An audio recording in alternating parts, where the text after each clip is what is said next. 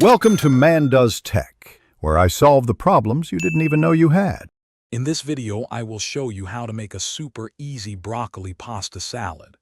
This dish is incredibly simple to prepare and perfect for any occasion, whether it's a quick weeknight dinner or a potluck with friends. We'll walk through each step, from cooking the pasta and preparing the fresh broccoli to whisking together a creamy, flavorful dressing. Get ready to enjoy a delightful and refreshing salad in no time. First, let's get our main ingredients ready.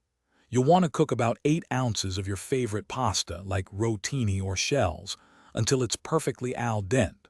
While that's cooking, steam or blanch 2 cups of fresh broccoli florets until they are tender crisp, retaining a slight bite. Once both are cooked, immediately rinse them under cold water to stop the cooking process and ensure a refreshing texture for our salad. Now for the star of the show, our creamy dressing. In a medium bowl, whisk together 1/2 cup of mayonnaise and 1/4 cup of apple cider vinegar. This combination creates a lovely tangy base.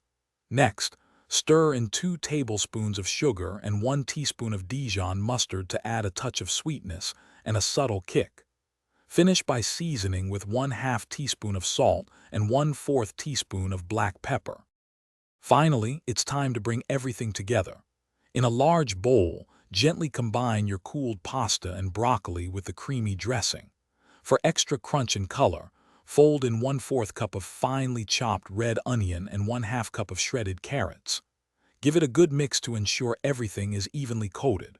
For the best flavor, cover and chill the salad in the refrigerator for at least 30 minutes before serving. Thanks for watching. If you found this helpful, don't forget to like and subscribe.